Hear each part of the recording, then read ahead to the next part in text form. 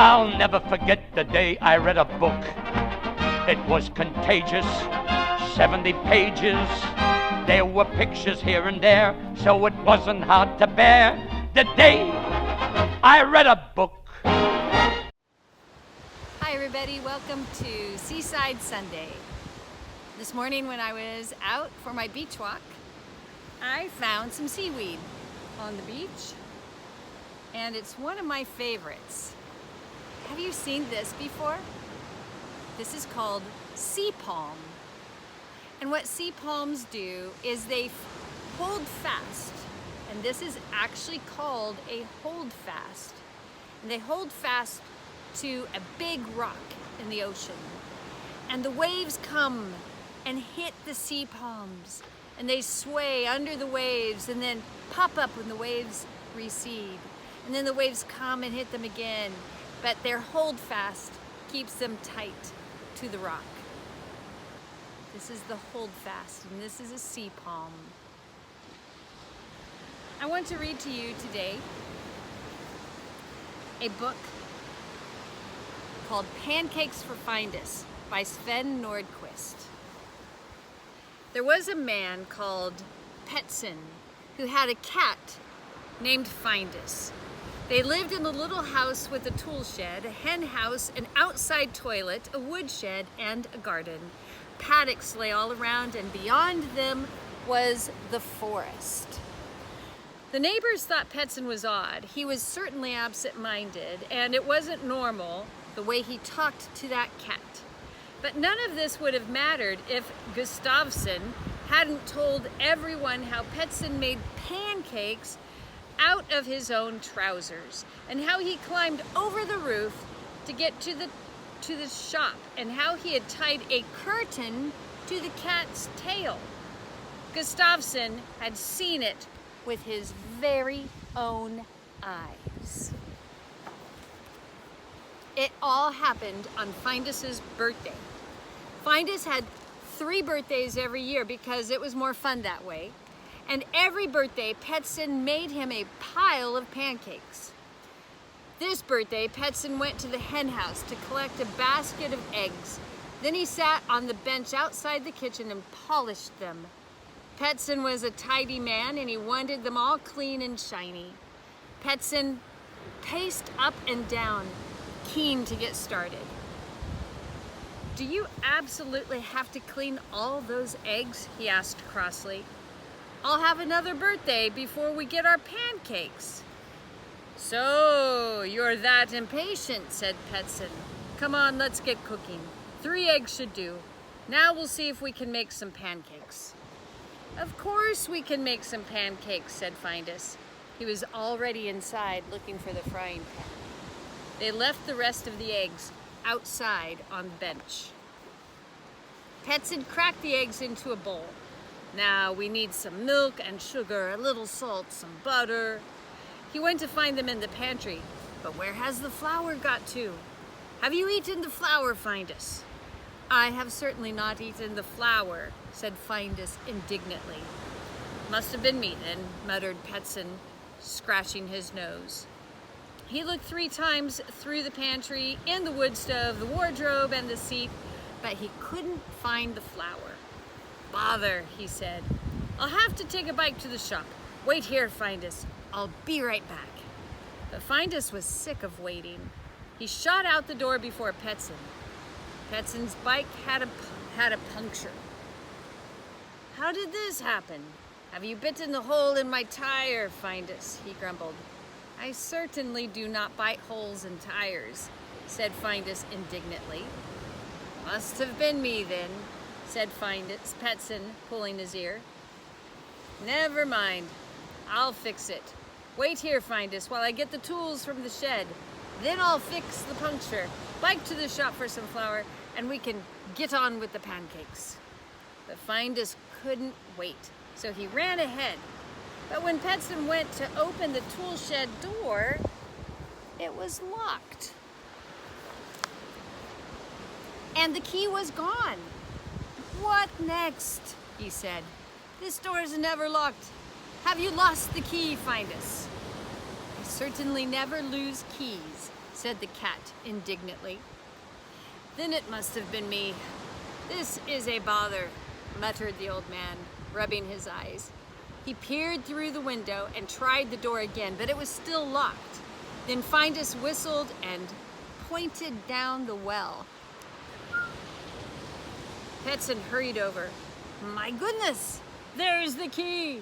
How did it get down there, and how will I get it out? Biting on his lip, he pondered a while, and then he got it. I know. I can put a hook on a long stick and fish up the key. Do you have a long stick, Findus?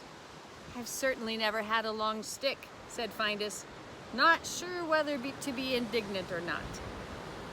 Then I must have one somewhere, said Petson, scratching his hat. Wait here while I go look. Then I can fish up a key so we can get into your tool shed, so I can fix the bike, so I can buy the flour, so we can make your pancakes. But the cat couldn't wait, so he ran ahead. Petson and Findus hunted high and low for a long stick. They looked in the hen house, behind the tool shed, in the garden, the woodshed, the pantry, and under the sofa, but they couldn't find a long stick anywhere. Then Petson remembered he had a fishing rod up in the tool shed loft. The rod will be perfect, said Petson. But first, I need a ladder to climb the roof to get into the loft. The ladder's behind the woodshed in Anderson's paddock, he said, and Anderson's bull is sleeping on it. He'll go berserk if I move it. We'll have to trick him, Findus. How will we do that? Petson stroked his beard and thought so hard you could almost hear his brain buzzing. After a long time, he asked Findus, Are you any good at bullfighting? No, I've never fought a single bull, said Findus, alarmed. That's a shame, said Petson. Because if we can't move the bull, I can't get the ladder, so I can't get the rod from the loft, so I can't fish the key up from the well, so I can't get into the shed to fix the tools to fix the bike, so I can't buy flour, and there won't be any pancakes. What sort of a birthday would it be without pancakes? Findus sat a moment, then he said, But I've seen off the odd cow, of course, so I should be able to see off that old bull at a pinch. You must be feeling hungry for pancakes by now, said Petson slyly. I'll just go and get what we need. Wait here. Back soon. Then he went out to find us. He tied the curtain to his tail. They used curtains like this for bullfighting in Spain, said Petson. Get ready to run, but not till I say so. He put the gramophone by the fence where the bull was sleeping. He put the record on it and set it going. A man started singing, My Bonnie lies over the ocean. This'll wake him up, he chuckled. He took down one of the flowery yellow curtains in the kitchen and fetched the old gramophone. Oh, I guess I was supposed to read that first. My Bonnie lies over the sea. The bull woke with a start and looked about wildly. The song made him cross, then even crosser. He swiped at a passing bumblebee. That didn't stop the noise. Then he spun around and saw Petson and the cat and the gramophone. That was it. He put his head down and pawed at the ground to get a good takeoff. Then he tensed all his muscles and thundered straight at them.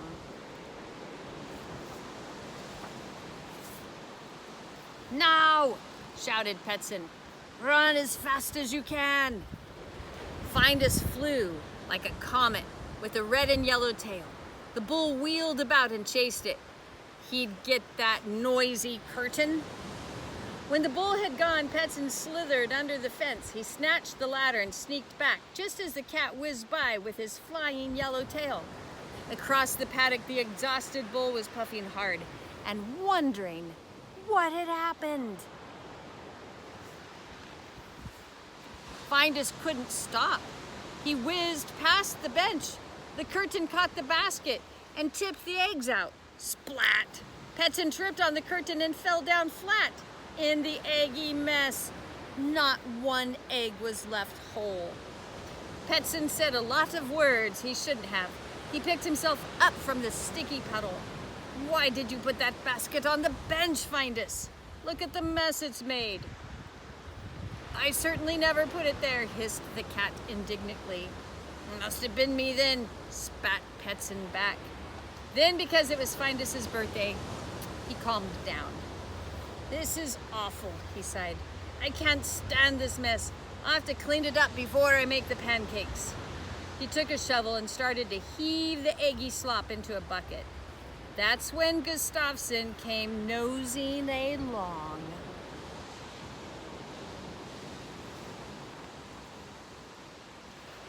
Hello, Patson. Busy as usual, I see, he said, trying to work out what was in the bucket. Not really. We're celebrating a birthday, so I'm just making a pancake mix, said Petson. We're making a huge pile of pancakes. He shoveled the last of the egg mixture in the bucket. There, he said, wiping his hands on his trousers. His trousers were very eggy. I could use a new pair, actually. These are over 30 years old, he thought, and took them off. I might as well pop these into the mixture. If you only have a birthday 3 times a year, you should do it properly, he said, and shoved the trousers in the bucket. Gustafsson gaped at the mess. Pancake batter? He sneaked a look at Petson. The old man must be crazy. Best pretend nothing is wrong. I see. So, pancakes for you and the cat. Sounds good? Absolutely, my own recipe, said Petson proudly. But first I must go and buy some flour. Wait here, I'll be right back. He took the ladder to the tool shed, climbed the roof, and disappeared over the top. Gustafsson stood there looking at the roof. Then he looked at the muddy egg mixture in the bucket and at the cat pacing around with a floral curtain tied to his tail. He looked at the old gramophone, which was stuck singing, bring back, oh, bring back my bring back, oh, bring back my bring. He looked back at the roof, where at last he saw Petson. The shop's in the other direction, he muttered. He went home, looking very confused. Meanwhile, Petson squeezed into the loft and eventually found the fishing rod. He climbed down and tied the hook to the end of the rod. He went to the well and fished up the key. With the key, he opened the door to the tool shed. He got his tools and fixed the puncture. He biked to the shop and bought the flour and a new pair of trousers. Then he came home and made a huge pile of pancakes for Findus. They sat in the garden and drank tea and ate pancakes and played waltzes on the gramophone, as they always did when Findus had a birthday. As far as Findus was concerned, there wasn't anything wrong with Petson at all.